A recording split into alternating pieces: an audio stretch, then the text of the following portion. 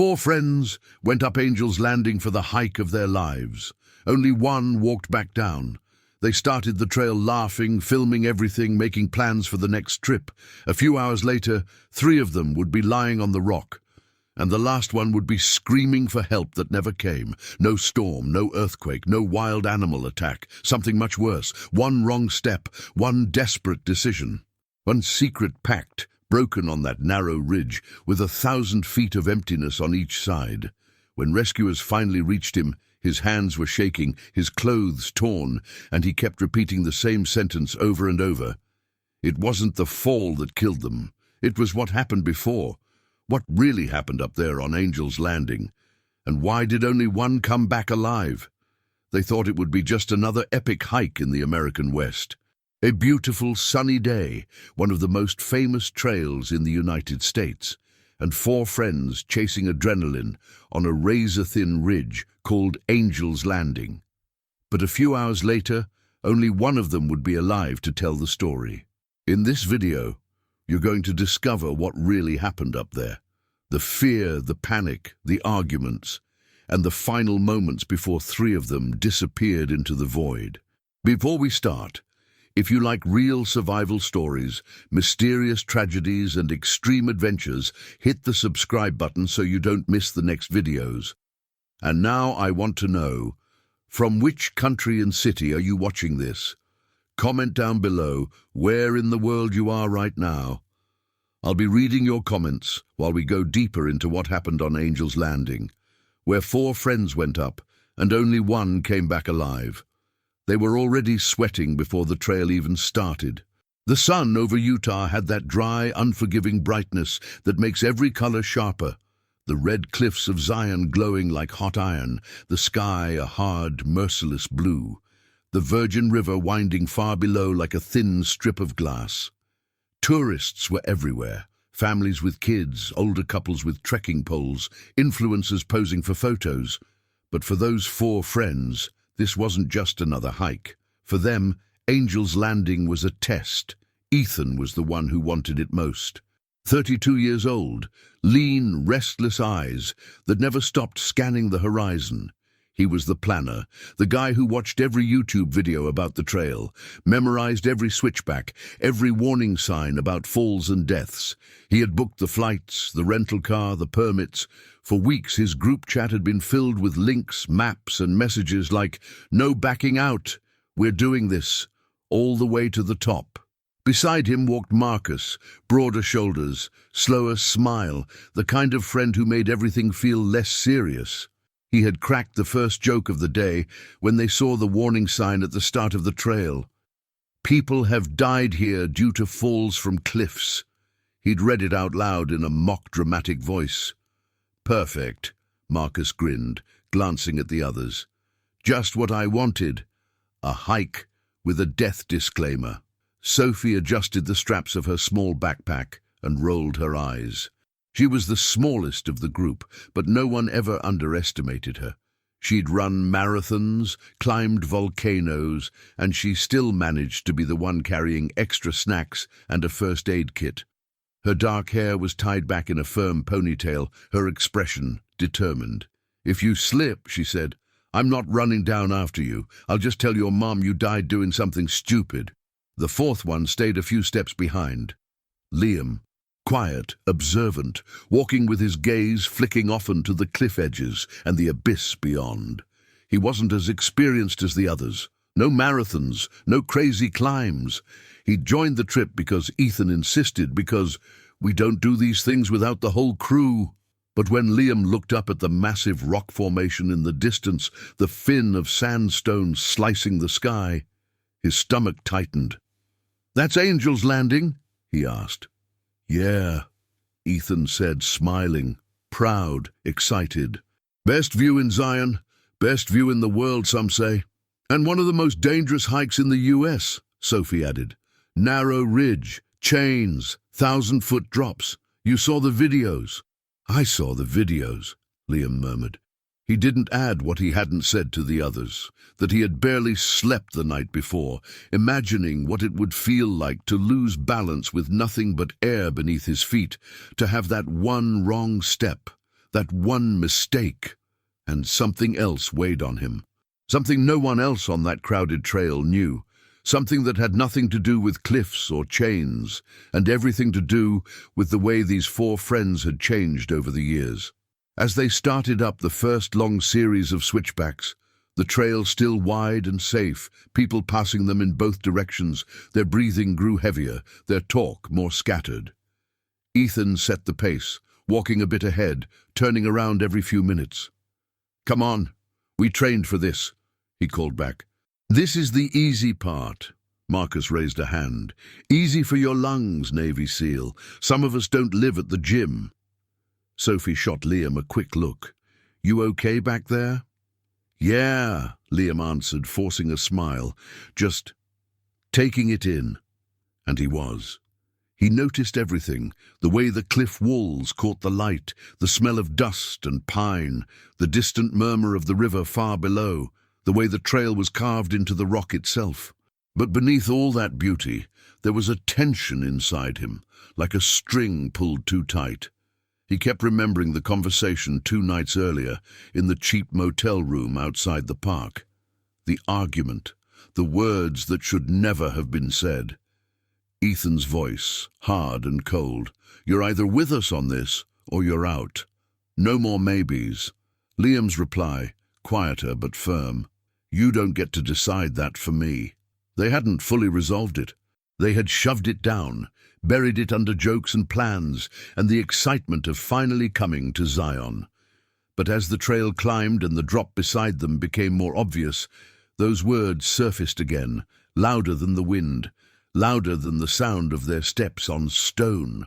For the first hour, everything looked like the perfect adventure they had imagined. They passed through Refrigerator Canyon, where the air felt cooler between towering rock walls. They laughed when Sophie tripped slightly and caught herself, pretending to bow to an imaginary audience. Marcus took out his phone, filming short clips, panning from their smiling faces to the massive cliffs around them. "This is it, guys," he said into the camera. "Bucket list stuff. If we die, at least it's going to look amazing in 4K. "Don't say that," Liam muttered. "It's a joke, man," Marcus replied, nudging his shoulder. "Relax." But even Marcus's smile faded a little when they reached the last major junction, the point where the sign stood. Angel's Landing, strenuous, narrow route with cliffs, not recommended during high winds, ice, or storms. Below it, another smaller sign, more direct, more brutal. People have fallen and died from this trail. The trail ahead rose sharply, the path now hugging the rock, chains bolted into the sandstone. Beyond that, they could see the ridge, narrow, exposed like the backbone of a stone dragon, stretching into the sky. Ethan turned to the others. "This is where a lot of people stop," he said, like a guide leading a tour. "We go on from here, all the way to the top. That's why we came." Sophie nodded without hesitation. Marcus swallowed hard, but he nodded too. Liam stared at the chain. He imagined his hand wrapped around it, his boots on that ridge, the open air on both sides. The ground seemed to tilt slightly under him as fear and altitude mixed in his head. "If anyone doesn't want to keep going," Ethan added, his tone casual but his eyes sharp, "this is the last easy place to turn back. No shame in it. But if we go past this point, we go together. No backing out halfway. No backing out halfway." The words sounded innocent, almost reasonable, but Liam heard something else in them. A pressure, a test, a line being drawn. "What if someone freezes?" he asked. "Up there, what if it's too much?" "We handle it," Ethan replied. "Step by step, we've got chains, we help each other, but we finish it. That's the point. This is about trust." Trust. Liam almost laughed. If only Ethan knew how fragile that trust had become. Sophie stepped up first, grabbing the chain with one hand, her boots finding firm purchase on the rock. She moved with careful, practiced confidence. "Come on, boys," she called back. "It's not that bad. Don't look down too much." Marcus followed, breathing a little faster now, his usual jokes dying in his throat when he saw just how far the drop was. "Okay," he muttered to himself, "this is high. This is very high." Ethan gestured toward the chain, looking at Liam. "You in?" he asked. There it was. The choice. The moment that would later be replayed in rescue reports, in interviews, in endless internet threads where strangers would judge decisions made on a thin strip of rock thousands of feet above the canyon floor. Liam looked past Ethan, up the ridge. He saw tiny figures in the distance, other hikers moving carefully along the spine of rock, holding the chains one after another. He saw the wind kicking up dust. He felt the dryness in his throat. "I'm in," he said quietly. He reached for the chain. His fingers closed around cold metal, worn smooth by thousands of hands before his. For a second, the contact grounded him. The weight of the chain, the roughness of the sandstone beneath his boots. He took a long breath, one step, then another. Around them the world opened. The canyon dropped away on both sides, the river far below, cars like tiny dots in the valley. The higher they climbed, the smaller everything else became. Their breathing, the scrape of boots on rock, the clink of chain against carabiners and rings, those were the only close sounds. Halfway up, the trail narrowed even more, forcing them to move in single file. Sophie in front, then Ethan, then Marcus, then Liam bringing up the rear. Sometimes they had to pause, pressed against the cliff, to let descending hikers pass. Some faces were flushed with excitement, others pale with fear. "Is it worth it?" Marcus asked one woman who was coming down, gripping the chain tightly. She gave a shaky smile. "The view is incredible," she said. "Just be careful. Some parts are worse than this. Worse than this." The wind gusted, not strong enough to knock them off balance, but enough to remind them how exposed they were. A cap flew off someone's head a little further up, spinning out into the void like a tiny bird. They watched it fall until it became a dot and then vanished. Sophie kept moving, focusing straight ahead, her muscles burning, her heart pounding. Ethan followed, every step calculated, every grip deliberate. Marcus swallowed his fear and put one foot in front of the other, refusing to look down for more than a second at a time.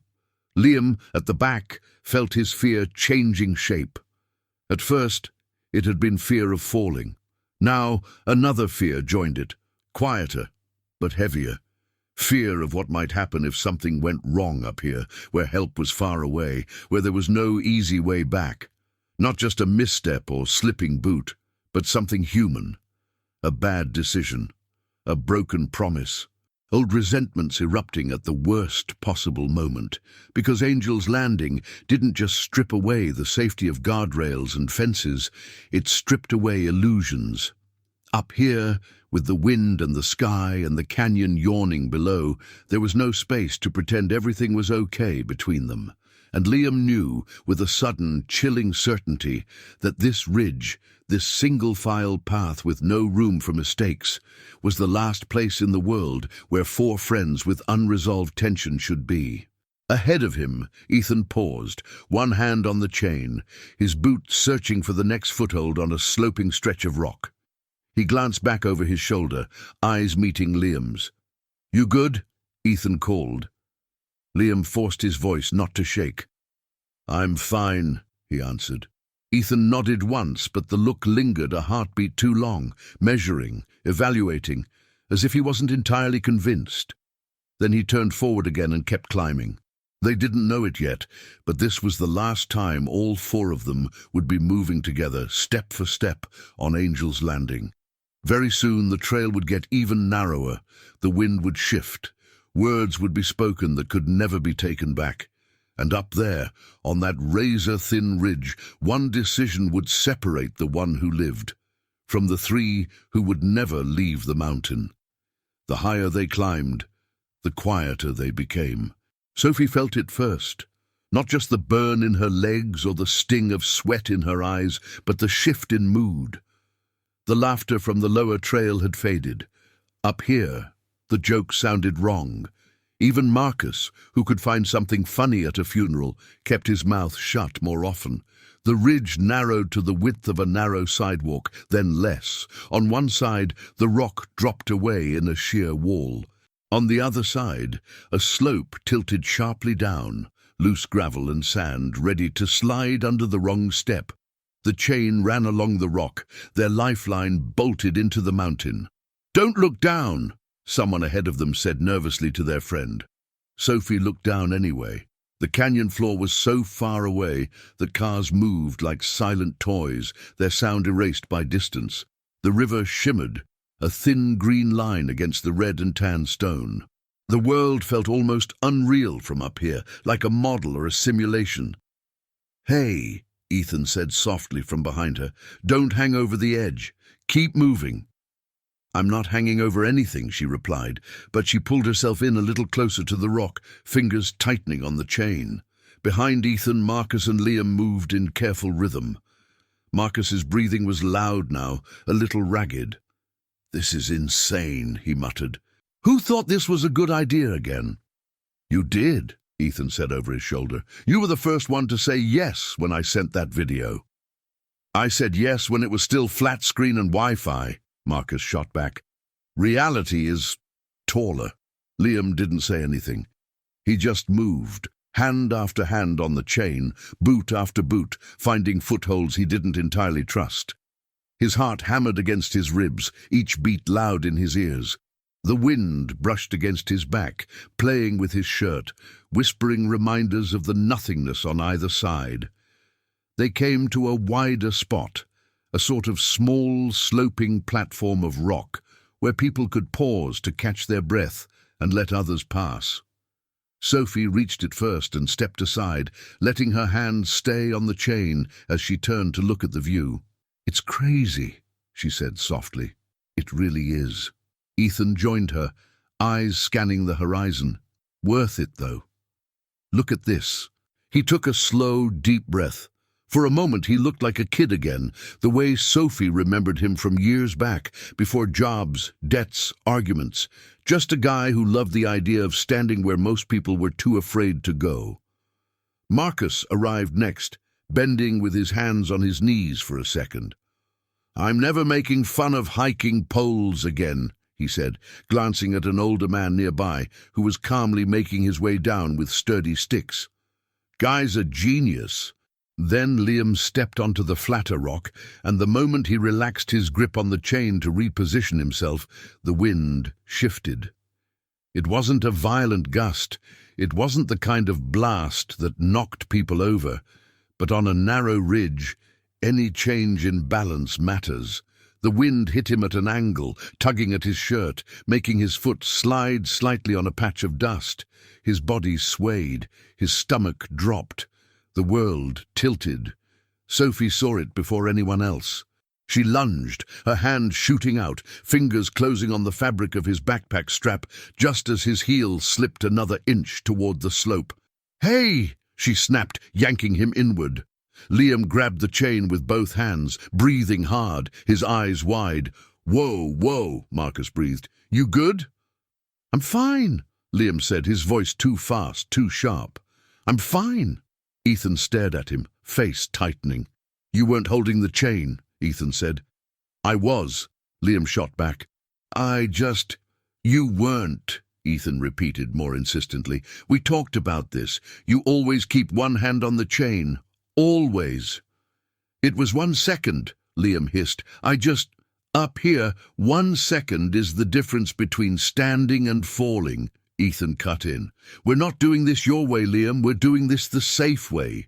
A couple nearby hikers were watching now, their expressions uneasy, as if arguments at this altitude were somehow more dangerous than on flat ground. Sophie stepped between them with her eyes. "Okay," she said calmly. "He's fine now. He's holding the chain. We keep moving, one at a time. No lectures until flat ground." Ethan looked past her at Liam again, something cold in his gaze. "This isn't like before," Ethan said quietly, the words edged with something deeper. "There's no room for selfishness up here." Liam's jaw clenched. "You don't get to call me selfish," he said. equally quiet. Not after what you did. The words hung there, heavy, unspoken history vibrating between them. Sophie felt the tension like a physical weight pressing on the thin rock beneath them. Marcus shifted his boots, glancing nervously at the drop. "Not up here," Sophie said, her voice low but firm. "You two want to kill each other, you do it at the bottom, not on this ridge." Ethan looked away first. "Fine," he muttered. "Let's finish this." He moved on, grabbing the chain with one hand and stepping carefully onto the next narrow section. Sophie followed close behind. Marcus went after her, his eyes mostly fixed on the rock directly in front of his boots. Liam was last again. He hesitated for half a heartbeat, staring at Ethan's back. Old conversations flashed in his mind. The motel room, the accusation, the way Ethan had thrown the word loyalty around like a weapon. "I'm not going to let you ruin this too," Ethan had said that night. "Not this." Liam swallowed hard and stepped forward, his hand locked around the chain like it was the only honest thing left between them. As they climbed, the trail demanded all of their attention. There were places where they had to pull themselves up, using the chain as leverage. Other spots where the path sloped sideways, forcing them to lean into the rock, using fingertips and boot edges to keep from sliding. At one point, the ridge was so thin that there was barely 3 feet of rock between the drops on either side.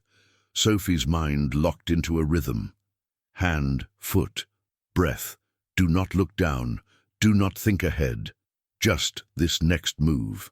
Marcus fought the urge to freeze. He kept his eyes on Ethan's boots, copying each placement like a student mirroring a teacher. Liam tried to push the argument out of his head. He tried to silence Ethan's words, to focus only on the physical reality, the chain, the rock, the sky.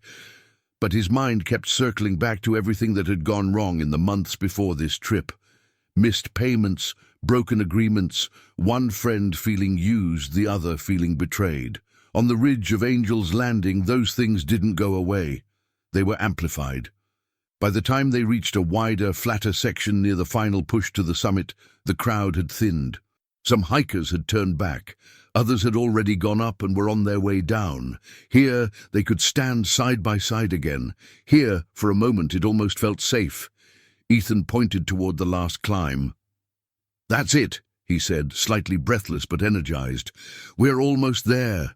A few more minutes and we've got the whole canyon at our feet." Sophie smiled faintly.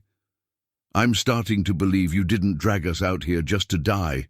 Marcus laughed once, a short, shaky sound. "I left my comfort zone about 2 chains ago." Liam stood a little apart, looking at the final stretch. He could see people at the top, tiny silhouettes walking along the summit area, some sitting, some taking pictures. It should have been motivating. It should have been reassuring. Instead, it felt far away, like a place that belonged to other people, safer people. People who didn't have this kind of tension burning through their group like a fuse. Ethan stepped toward him. "Look," Ethan said, voice lower now, more controlled. "We're almost there. We finish this, we take it in, we go down, and this becomes one of the best days of our lives, all right?" Liam's eyes flicked to him. "You're talking like nothing happened," Liam said quietly. "Because up here nothing else matters," Ethan replied. "Just this, just us, finishing what we started." "That's the problem," Liam said. "You always decide what matters." Sophie looked between them, her nerves stretched thin. "Guys," she said, "not now. Seriously." But Ethan and Liam were already locked in. "You think I wanted this mess?" Ethan said. "You think I enjoyed covering for you with the investors? You disappeared when things got hard, Liam. You left me to clean up." Liam felt his throat tighten, anger pushing through his fear. "I disappeared," Liam shot back. "I walked away because you crossed lines we agreed we'd never cross. You used my name, my signature." Marcus shifted uncomfortably, glancing at Sophie. "Can we not do this at the top of a death drop?" he muttered. Ethan took a step closer. "You were never supposed to bail," Ethan said. "We had a pact. We said we were all in, no matter what." "A pact is not a license to screw me over," Liam replied. "You broke it first." There it was. Not the full story. Not yet. But pieces of it were slipping out now, carried on the thin air of the ridge. Money that had gone where it shouldn't. Signatures used without permission. A business venture that had collapsed under the weight of pressure and distrust. And beneath all of it, a simple, raw truth. Two friends who no longer believed they were on the same side. Sophie stepped between them physically this time, her back to the drop, her eyes blazing. "Enough!" she snapped. "We are not doing this here. Do you hear me? I don't care who's right or wrong. We are on a rock with 1,000-foot fall in every direction." Her voice trembled slightly, but her stance was solid. "We finish the climb," she said. "We get back down. Then you can scream at each other in the parking lot or in court or wherever the hell you want. But up here, we move as one, or we turn back now." Silence. The wind hissed softly around them. Marcus stared at the ground, wishing he was anywhere else. Ethan's jaw worked, muscles tight. He broke eye contact first, looking past Liam toward the final climb. "Fine," he said. "We finish it." He turned and started up again, his movements sharper now, like each step was a punch thrown at the mountain itself. Sophie let out a breath and followed, giving Liam a quick warning look. "Don't push him now," she said, "and don't push yourself past what you can handle." Marcus went next, shoulders hunched, as if he hoped to be invisible between them. Liam waited a second longer, staring at the narrow rock, the chains, the tiny figures at the summit. He could have turned back. He could have said, "This is it for me," and started carefully down, one slow, cautious step at a time, leaving the others to finish the hike without him. But he didn't. He grabbed the chain and climbed. The final push was brutal, not just physically, but mentally. Every step felt like a negotiation with fear, every grip a contract with gravity. At one point, they passed a spot where the rock dipped slightly, and the exposure on one side seemed to spill open into infinity. Marcus whispered, "Do not slip, do not slip, do not slip," like a prayer. Sophie focused so hard her hands ached from gripping the chain. Ethan never looked back now, his whole body aimed at the summit. Liam kept climbing, his mind split in two. One part tracking footholds and handholds, the other replaying every conversation that had led them here, not just to Zion, but to this point where trust felt thinner than the ridge. And yet, somehow, they made it. Step by step, breath by breath, they reached the top. The summit of Angel's Landing was wider than the ridge, a long, flat area of rock with drops on both sides, but enough room to walk, sit and breathe without clinging to chains. A few people were already there, sitting on the edges, taking photos, talking in quiet voices. The view spread out in all directions, canyon walls layered like history, the river tracing its patient line through the valley below. Sophie walked to a safer middle area and just stood there, hands on her hips, chest rising and falling. "Oh my God," she whispered. "We did it." Marcus laughed, this time with something like real joy. "I'm alive," he announced. "I'm actually alive. And we're at the top of the world." Ethan turned in a slow circle, taking it all in. For a moment his features softened, the hard lines easing. "This," he said quietly, "this is why we came." He looked at Liam then, something complicated in his expression. Pride, resentment, maybe even a plea. "We did it," Ethan said. Liam met his eyes. "Yeah," Liam replied. "We did." They stayed up there longer than they meant to. They took photos, some smiling, some more serious. Sophie filmed a quick video for her own memories, panning over the view, then the faces of her three friends, each marked in different ways by the climb. Marcus sat with his legs stretched out, leaning back on his hands, letting the sun warm his face, the fear slowly ebbing. For a little while, it almost felt like the old days again, when problems could be shrugged off, when the future still felt wide open, but underneath, the fracture lines remained. Liam walked a bit away from the others, toward a section of the summit where the rock tapered into another narrow edge. Not as narrow as the main ridge, but exposed enough to make his pulse pick up. He looked down. Far below, the river shone like a vein of light. He heard footsteps behind him and knew before he turned that it was Ethan. "You shouldn't stand so close to the edge," Ethan said. "You did," Liam replied, nodding toward where Ethan had been earlier. "That's different," Ethan said. "Is it?" Liam asked quietly. For a moment neither of them spoke. The wind moved around them, carrying faint echoes of other voices from across the summit. "We can't keep going like this," Ethan said finally. "We can't pretend nothing happened. But I'm not going to let you paint me as the villain." "I'm not pretending anything," Liam said. "You made choices I couldn't live with, that's all." "That's not all," Ethan shot back. "You walked away when things got ugly. You left me with the debt. You left me to face them alone. That's not loyalty, Liam." Liam turned fully now, the drop at his back, Ethan a few steps in front of him. "Loyalty is not covering for lies," Liam said. "They were asking about numbers that didn't exist. You know that. You know what you did." Ethan's eyes flashed. "I did what I had to do to keep us afloat," Ethan said, "to keep our dream alive. And you—" Marcus's voice cut across the summit, sharp, urgent. "Guys," he called. "Can you not?" But the words were already spilling out now, a flood that couldn't be stopped. "You always do this," Ethan said, stepping closer. "You wait until the hardest part is over, and then you pull away. You let someone else take the fall. Not this time." Liam's hands curled into fists. "I'm not taking the fall for you," he said. "Not again. Not up here. Not down there. Not anywhere." The space between them shrank. Sophie saw it happening. She turned from where she'd been sitting, her heart lurching when she realized how close they were to the edge, how tense their bodies had become. "Ethan! Liam!" she shouted, starting toward them. "Stop! Both of you! Step back!" They didn't move. Their world had narrowed again. No canyon, no tourists, no summit. Just old wounds and sharp words on a rock that did not care who was right and who was wrong.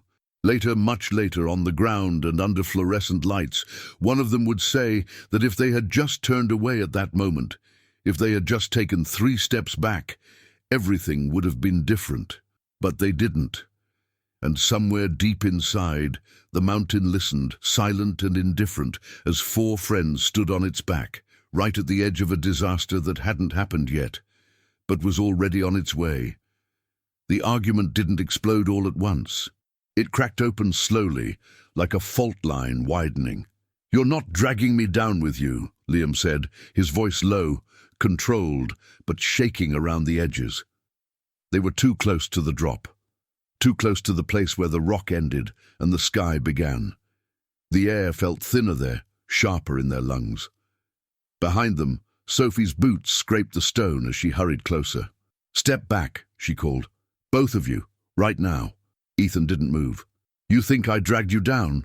Ethan asked. "If it weren't for me, you wouldn't have had a shot at any of this. The company, the investors, the deal." "The lies," Liam cut in. "Say the word. The lies." Marcus stood a few meters away, halfway between them and Sophie, his eyes darting from one face to the other, then to the drop beside them. "We're on a cliff," Marcus said. "This is not where people do this. Can we please move this conversation 6 feet away from the abyss?" But the words barely reached them. Ethan's jaw clenched. "I did what I had to do," Ethan said. "We were drowning. I bent the numbers for 1 quarter. 1 quarter. We could have fixed it. We could have made it real." "You used my name," Liam said. "You forged my signature. You made me part of something I never agreed to." "You agreed when you cashed the first check," Ethan snapped. "You liked the money when it hit your account, didn't you?" Sophie's stomach turned. "Ethan," she said quickly, "stop. This is not the place." He ignored her. "You only grew a conscience when things got hard," Ethan continued, "when they started asking questions, when there was a risk to you." Liam's eyes hardened. "I walked away because staying would have meant backing you up in front of them," Liam said. "Sitting in a room and pretending those numbers were true. I wasn't going to do that. So you left me to stand there alone, Ethan replied. You watched me take the hit. You watched me carry the debt. That's not integrity, Liam. That's survival. For you, the word hit harder than the wind. Survival. For a second, the four of them weren't on Angel's Landing anymore. They were back in a small office, under fluorescent lights, with three investors staring across a table at Ethan and asking why the numbers didn't match. Sophie remembered that day, how Liam hadn't shown up, how Ethan had walked out afterward looking older, quieter, something broken in his eyes. None of that should have been discussed here. Not this high, not this exposed. Both of you, Sophie said, her voice sharper now, take 3 steps back from the edge. Do it, now. Ethan's heel was too close to the drop. He wasn't leaning backward, but he was near enough that one wrong shift, one misstep, would tilt everything. Liam could feel his own pulse pounding in his throat. You think this is about you being the hero who suffered alone, Liam said. But you never admitted what you did was wrong, not once. You can talk about loyalty all you want, Ethan, but I'm not dying for your ego. Ethan's eyes flashed. Nobody's dying, Ethan said. We're just telling the truth for once. A gust of wind pushed across the summit, not violent, but enough to tug at clothes and hair, enough to remind them where they were. Marcus swallowed. Okay, Marcus said, forcing his voice to stay steady. I'm done. You guys want to throw away 10 years of friendship? Do it at the bottom. I'm going back to the chains. We're losing light. He started to turn away, and that was when the hiker appeared. A man in his 50s, grey at the temples, moving carefully along the rock toward them. He had seen the stance, the distance to the edge, the tension in their faces. Hey, the man said in a calm, measured voice, hands slightly raised. Not my business, but you might want to take this conversation a few steps inland. It's easy to forget where you're standing up here. Ethan flicked a brief glance at him, then back to Liam. See, Liam said, even strangers can see this is insane. You're right, Ethan said, but there was a strange light in his eyes. It is insane. This whole thing, the company, the risk, coming up here thinking a hike fixes everything. Sophie stepped closer, her hands out, palms open. Ethan, she said, look at me, not him. Me. Move your foot, just 1 step back. His eyes moved to her, and for a heartbeat he seemed to hear her. He shifted his weight. It should have been a simple movement. Heel forward, boot flat, weight centered, but the rock under him sloped slightly, worn smooth by thousands of boots. His sole met the stone at an angle. The wind pushed again, barely noticeable, but enough. His balance tilted. He flinched, arms reflexively lifting away from his sides, the worst possible instinct on a cliff. Liam's stomach lurched. Ethan! He shouted. Time fractured. Ethan's foot slipped 1/2 inch. His heel searched for grip that wasn't there. His body leaned backward just a little too far. His fingers clawed instinctively toward the air. Sophie moved first. She lunged, grabbing for his arm, her fingers brushing fabric but not finding purchase. Liam threw himself forward. His hand closed around Ethan's wrist. For 1 suspended second, they hung there, 1 foot still on rock, the other heel scraping uselessly, the drop yawning behind Ethan's shoulder. Liam's arms burned with the sudden weight. The tendons in his hands strained. I've got you, Liam gasped. I've got you. Don't move. Ethan's eyes were huge now, the argument gone, replaced by something raw and animal. Don't let go, Ethan whispered. The man in his 50s dropped to his knees, reaching for Ethan's other arm. Hold him, Sophie shouted. Liam, hold on! But Ethan wasn't light. Panic made his movements jerky. His free arm flailed for a moment, throwing his center of gravity even further into the void. Liam's boots scraped the rock. His shoulders screamed with effort. He remembered other moments suddenly, times Ethan had pulled him up, not from a cliff, but from other falls, paying his rent once when Liam had been broke, talking him out of quitting his job, pushing him to start the company. I've got you, Liam repeated, gritting his teeth. Ethan's eyes locked on his. "Don't you dare walk away again," Ethan whispered. His fingers slipped slightly in Liam's grasp, sweat and dust making the grip unstable. "Stop moving," Liam snapped. "Stop talking and stop moving." The older man grabbed Ethan's forearm with both hands, his boots wedged hard against the rock. "I've got his left," the man shouted. "Pull up, kid, on 3. Sophie pressed herself against the rock, looking for somewhere to anchor, somewhere to provide leverage. 1, the man counted. Liam braced his legs, every muscle engaged. 2! Ethan's body swung a fraction, enough to send a small avalanche of pebbles tumbling over the edge. 3! They pulled. For a heartbeat, it worked. Ethan's torso rose, his shoulders clearing the ledge, his chest pressing against rock. Sophie reached for his jacket, grabbing fabric, trying to haul it upward. Come on, she breathed. Marcus was running now, sprinting across the rock toward them, but he was too far, too late. As they pulled, Ethan's boots searched for the ledge, found it. And then his soul slipped on the dust his own struggle had loosened. His weight shifted again, sudden and brutal. The older man's grip tore free, taking skin with it. Sophie's hand slid down the fabric of the jacket, leaving a streak of red where her fingernails scraped his arm. For a fraction of a second, Ethan's full weight hung from Liam's hands. His shoulders felt like they were tearing. His fingers spasmed. Ethan's face was inches from his now. "Don't let me fall," Ethan gasped. "Please, not you." Something inside Liam shattered.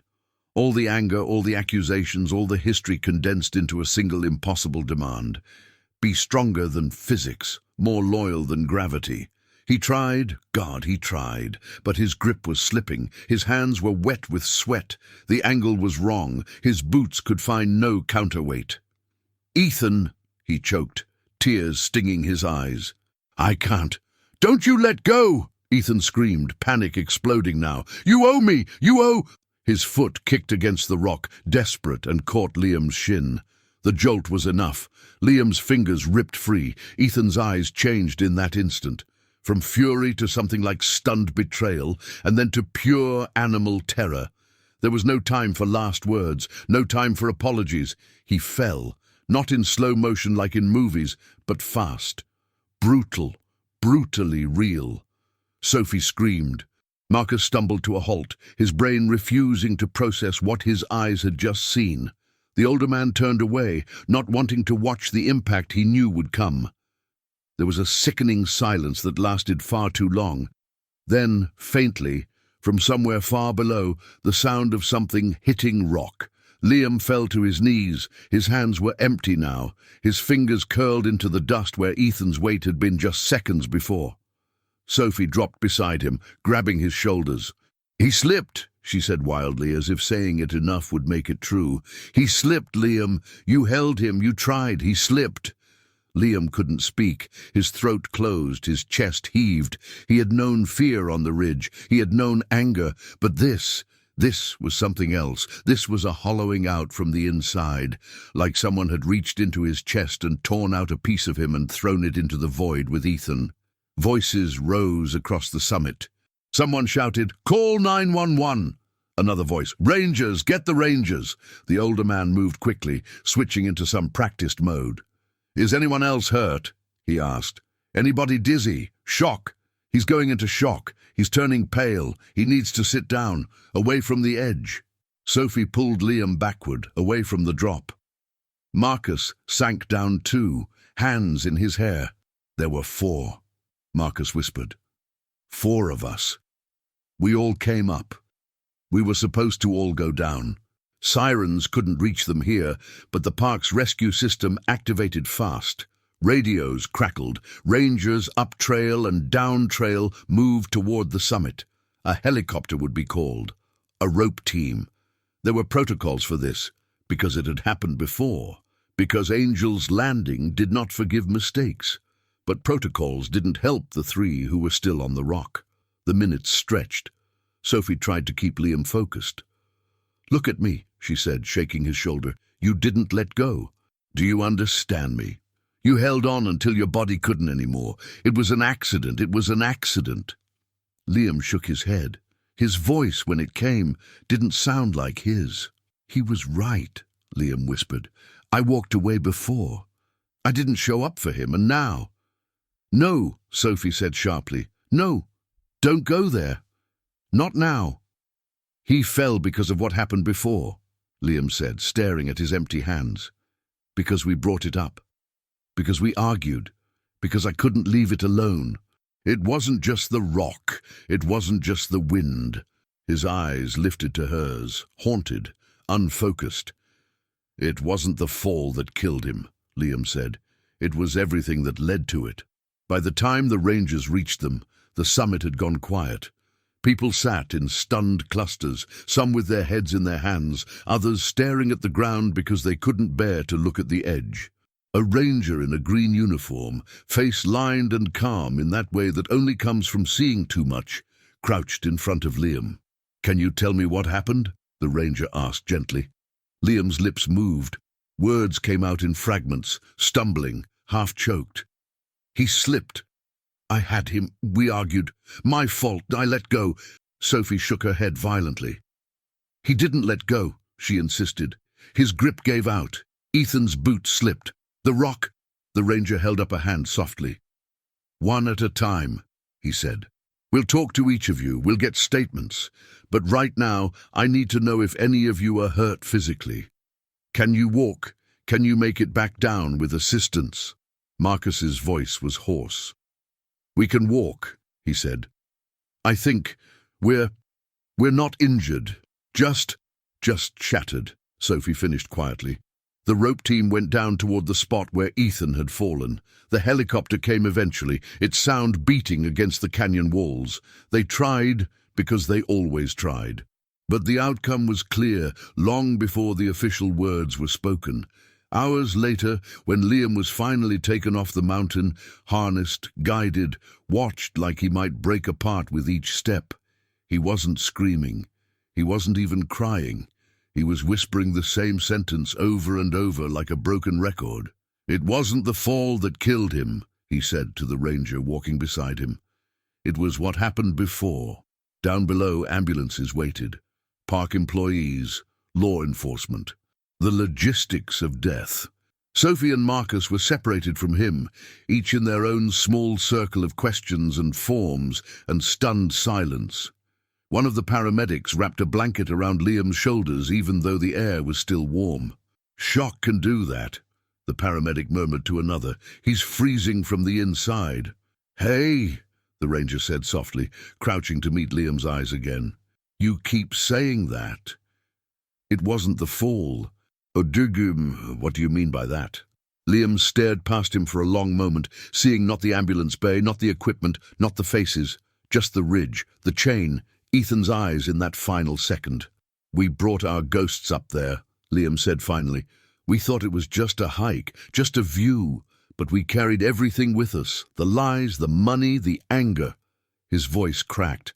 If we hadn't started that argument, he whispered, if we'd just shut up and climbed, maybe he would have watched his footing. Maybe he would have listened to Sophie. Maybe he wouldn't have been standing so close to the edge. It wasn't just gravity. It was us. The ranger didn't argue. It wasn't his job to decide where fault ended and fate began. Weeks later, when the incident reports were written and filed, they spoke in neutral language. Loss of footing, steep exposure, attempted rescue by companion, unwitnessed portion of fall. They listed conditions: dry rock, clear weather, gusting but not extreme winds. They reminded readers of the importance of caution, of staying focused, of respecting the danger. The reports didn't mention forged signatures. They didn't mention loyalty or betrayal. They didn't mention how guilt can weigh more than any backpack.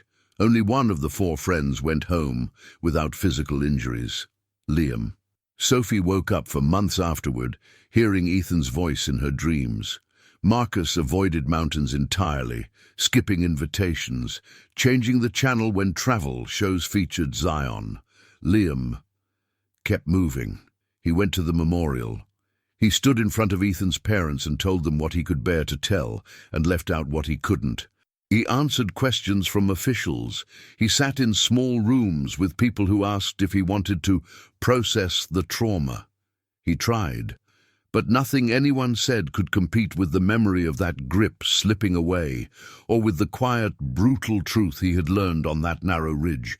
When he finally went back to Angel's Landing, not to climb, but to stand in the valley and look up, he stared at the thin, high line of rock cutting against the sky, and thought of the sign at the base of the trail. People have fallen and died from this trail. He understood now that the warning was only half of the story. People fall from cliffs. But sometimes, long before their feet lose contact with the rock, something else has already given way. Trust, promises, the belief that there will always be another chance to fix things. 4 friends went up Angel's Landing searching for a view and a victory. Only one came back down alive. And for the rest of his life, when people asked Liam what happened up there, he never talked much about the wind or the height, or even the chain. He would pause, look away for a moment, and say quietly, "It wasn't just an accident on a mountain. It was everything we brought with us that day. The fall was only the last step."